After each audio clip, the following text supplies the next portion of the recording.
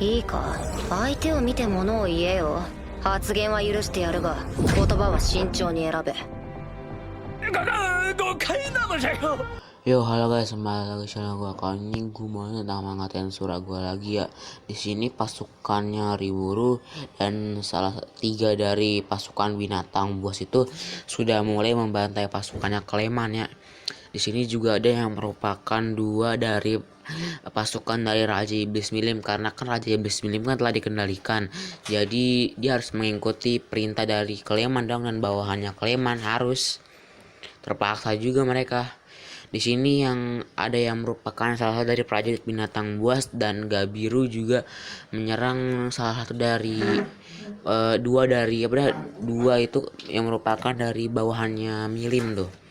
Di sini yang bernama Sophia melawan orang yang berkepala botak, dan satu lagi Gabiru melawan orang yang gimana ya, nggak kuat banget lah, bisa dibilang nggak kuat lah, lemah kali istilahnya.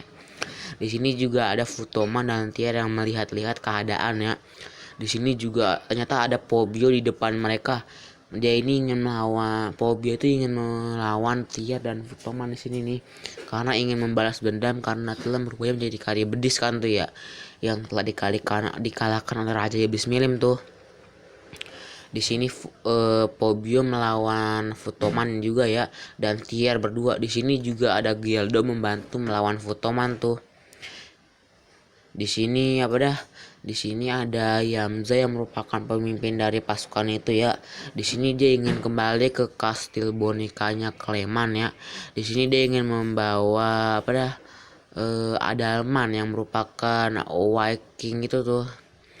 Sebenarnya dia itu ingin melarikan diri sebenarnya ya, karena dia tidak ingin menjadi bawahannya Kleman lagi, dan dia bilang ingin menjadi bawahan dari Raja Iblis lain aja katanya gitu tuh. Ini tiba-tiba waktu dia ingin menggunakan sihir teleportasi tidak bisa ya, tiba-tiba ya.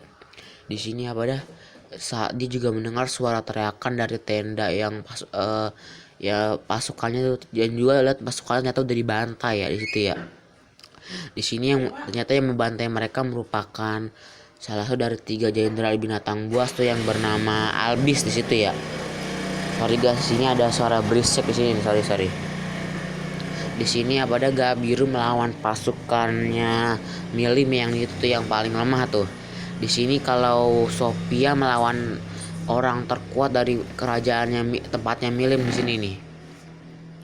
Di sini saat mereka ingin bertarung, ternyata dua orang itu dan bawahannya Milim yang lain tuh merupakan keturunan naga. Jadi bisa dibilang mereka itu naga yang menikah dengan manusia. Jadi kan setengah naga kan setengah manusia, dan akhirnya setengah naga setengah manusia itu menikah lagi dengan manusia, dan akhirnya semakin itu semakin menjadi manusia, bisa dibilang kayak gitu ya. Tapi mereka itu merupakan keturunan naga di situ tuh. Di sini ya Albis melawan Yamza ya, yang merupakan bawahannya Kleman di sini nih. Saat dia ingin melawan Yamza, tiba-tiba ada Gobuta yang muncul dari bawah bayangannya ya.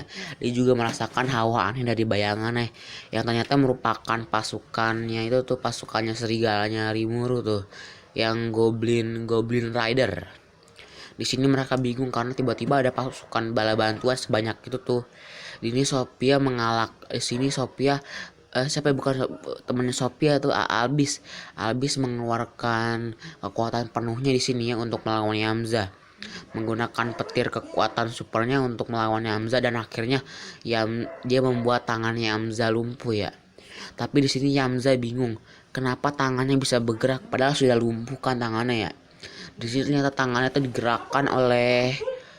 diatur oleh Kleman bisa dibilang ya.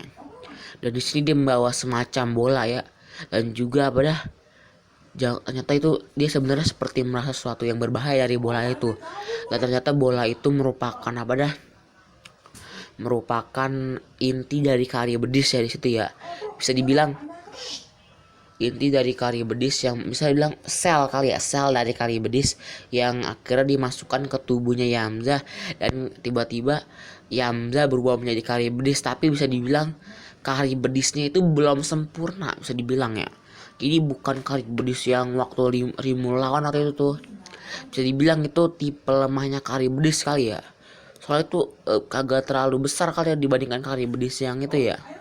Dan di sini tiba-tiba ada Benimaru yang menyelamatkan Albis ya. Dan di sini Benimaru mengalahkan Karibdis dengan sekali tebasan ya. Di sini semua orang terkaget ya karena seorang Kijin bisa mengalahkan monster yang setara dengan Raja Iblis ya di sini. Di sini Pobio melawan Tier dan Gildo melawan Futoman ya. Di sini akhirnya setelah ada ledakan dari Futoman, tiba-tiba dia langsung menggunakan perisanya untuk menyelamatkan Pobio di situ. Dan di sini akhirnya kan mereka kan melanjutkan kegiatan senjata kan ya. Tapi di sini yang ternyata merupakan bawahan darinya Milim itu ternyata masih ingin bertarung ya, sama seperti Benimaru di sini nih. Mereka masih ingin bertarung ya. Dan di sini nih yang merupakan bawahannya Milim, mereka masih bingung ya, bagaimana caranya mereka bisa sampai ke medan perang secepat itu ya. Kalau menggunakan sihir teleportasi kan mungkin ya. Tapi bagaimana bisa menggunakan mensummon orang sebanyak itu ya, kan banyak banget ya. Di sini semua orang bingung ya, bagaimana caranya, apakah mungkin untuk mensummon monster sebanyak itu ya. Di sini mereka tersenyum ya, dan dia bilang tidak ada yang mustahil bagi pemimpin kami ya. Maksudnya Rimuru itu tuh. Di sini balik ke tempatnya perjamuan Walpurgis sini nih. Di sini Clement membacot, apa tahu tuh ya, bodoh amat dah gue ya. Gue bingung nih membacot nomor tadi dah. Di sini dia menunjuk Rimuru yang merupakan penyebab dari Carrion mati di sini ya. Di sini bisa dibilang dia menuduh Rimuru ya. Tapi di sini Raja Iblis Giant Dagruel menghentikan itu ya, dan dia bilang dia bilang jangan menekan seorang majin muda ya. Di sini dia ingin berbicara tentang Carrion yang kenapa tidak bisa datang di situ ya.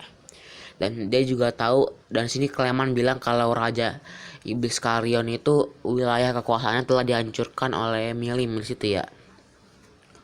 Dan di sini di sini Clement menunduk kepada Guy, dan dia bilang kalau dia ingin menunda hukuman Milim ya di sini.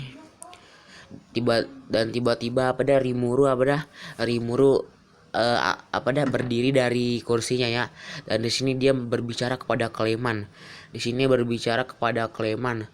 Tapi sebelum itu kalau tuduhan Clement itu salah kepada Rimuru ya. Tapi di sini Clement malah tertawa, dan juga ternyata dia menuduh Rimuru yang telah membunuh salah satu dari bawahannya ya. Karena kan jantung buatan dari Clement kan yang ditanamkan kepada Mulan kan telah hancurkan tuh ya. Di sini Clement juga bilang kalau Rimuru itu meminjam kekuatannya Veldora ya, karena telah membebaskan Veldora gitu tuh. Di sini Rimuru bilang memang ada di saat aku meminjam kekuatan Veldora, tapi sebenarnya aku dan Veldora itu berteman. Di sini semua orang tertuju pandangannya kepada Rimuru. Bahkan Maid yang merupakan pendamping dari Raja Iblis Valentine melotot kepada Rimuru ya. Di sini Rimuru bilang kita sama sekali tidak memiliki bukti ya di antara mereka berdua di situ tuh. Di sini dia juga tiba-tiba Clement pura-pura merasa sedih ya, karena Rimuru telah membunuh bawahannya tuh ya. Tapi di sini Rimuru malah bilang kalau Miuran itu kan masih hidup ya. Tapi di sini kalau Clement menjawab, mungkin kau hanya memasukkan roh ke dalam tubuh Miuran yang telah mati ya. Tapi Rimuru malah bilang memasukkan roh ke dalam mayat itu tidak mungkin. Itu adalah cara pikir orang bodoh yang menyandra jantung orang lain gitu ya, bisa dibilang kayak gitu nih. Ternyata dia terkejut karena dia tahu kalau jantung Milan itu telah diambil oleh oleh Clement sendiri itu tuh. dia terkejut gitu ya. Di sini Clayman malah berbicara, semuanya, mau sampai kapan kalian membiarkan orang yang hanya mirip Majin ini berbicara? Dia ini bisa menjadi Raja Iblis karena meminjam kekuatan dari sang naga badai Veldora ya. Di sini saat Rimuru mendengar itu, dia langsung menendang kursinya itu kepada Clayman ya, dan hampir saja mengenai Clayman. Waktu gue baca nih, waduh, kenapa kagak sekali kena mukanya aja gitu ya, biar bonyok gitu maksud gue ya. Di sini apa dah, taruh sebentar. Di sini apa dah, dia bilang dia hanya ingin hidup damai ya di kotanya itu, tapi karena Clayman mengganggunya, maupun Raja Iblis atau manusia atau gereja suci yang mengganggu kehidupan damainya Rimuru di kotanya itu, dia akan dianggap sebagai musuh di sini ya. Di sini apa dah, tiba-tiba Gaia berbicara kepada Rimuru. Kalau dia bertanya apakah tujuanmu menjadi Raja Iblis itu ya. Di sini Rimuru menjawab, itu karena ditunjuk sebagai pemimpin hutan Jura ya. Karena walaupun sebagai pemimpin hutan Jura itu, dia tetap sebagai Raja Iblis ya. Karena dia kan sudah menjadi Raja Iblis kan tuh ya. Walaupun dia sendiri tidak mau sih sebenarnya gitu. Dan di sini Guy bilang, karena banyak saksi yang berkumpul, apakah Rimuru cocok menyandang nama Raja Iblis? Dan dia bilang apa dah, dia akan mengizinkan Rimuru menyandang nama Raja Iblis ya, kalau dia bisa mengalahkan Clayman di sini nih, di pertarungan ini nih. Di sini Clayman terkejut ya, apa maksud dari melawannya Rimuru gitu tuh. Dan dia pikir apakah mungkin dalam hatinya dia bisa berpikir mungkin Clayman bisa menang ya gitu kali ya. Di sini di tempat lain apa dah, di kastilnya Clayman, di sini di wilayah Clayman ya. Di sini Hakuro, Suna dan Zoe menyusup ke wilayahnya Clayman ya, untuk apa dah, untuk mengalahkan Clayman ya pastinya di sini ya, untuk menyelidiki tentang apa dah, tentang kastil Clayman di sini nih.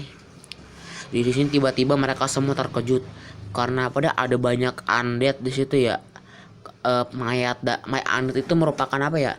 Merupakan tubuh manusia yang telah mati ya, tapi telah dikendalikan ya. Di sini tiba-tiba muncul seorang tengkorak yang tiba-tiba ya, Pak. Ternyata dia itu merupakan Adalman yang mengendalikan seluruh undead di wilayahnya Raja Iblis Clayman sini nih. Ya, yang dijuluki sebagai White King di sini ya, yang ingin dibawa oleh Yamza tapi bohongan itu. Oke guys, kayaknya sampai sini dulu nih bakal gue tonton di video gue selanjutnya ya. Oke, see you next time.